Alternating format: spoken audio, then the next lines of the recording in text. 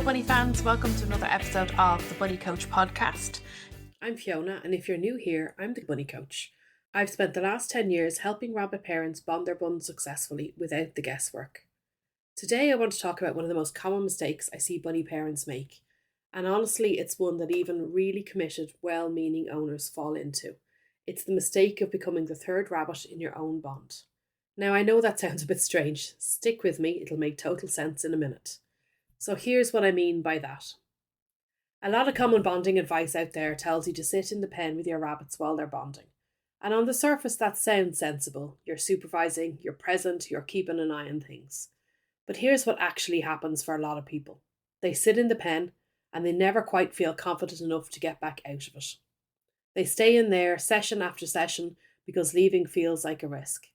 And without realising it, they've become a permanent third presence in the bond. Not a rabbit, but not really separate from it either. And of course, there's more of a temptation to step in too much when you're sitting in the pen with the bunnies and stopping them from interacting for fear of them hurting each other. That's one way it happens. The second way is when you step in too soon, even if you're outside of the pen. When your bunnies are bonding, they need to work out their hierarchy. Who's dominant, who's submissive, who's the boss, and who's happy not to be. It is so important to them. I'm sure you've heard me talking about this before. It really, really matters to them. And this has to be worked out before they can even think about becoming friends. And the only way they can work that out is through dominant behaviours. Mounting, nipping, fur pulling, that kind of thing.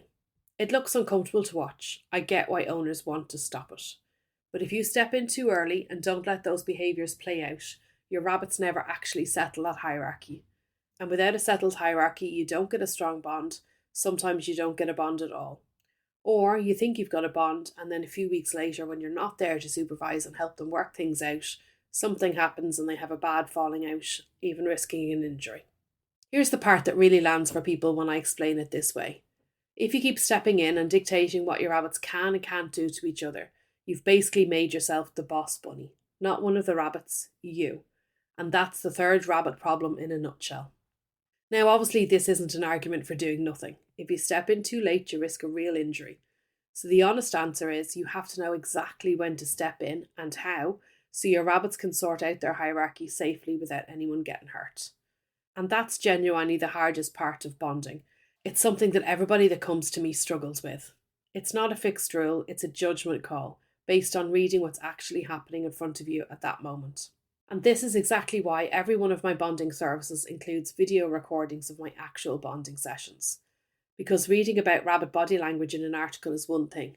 Watching it play out in real time with real rabbits is completely different.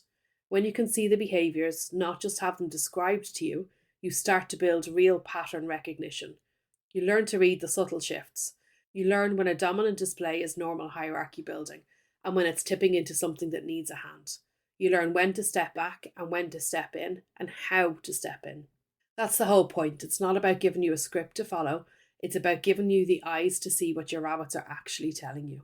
So if you've been listening to this thinking, oh no, that might actually be me, don't worry, that's incredibly common and it's fixable. If you need help with your bond, whether you haven't started yet and just don't know where to start or are totally overwhelmed, or you have started and ran into issues, the best place to start is my website link below in the show notes.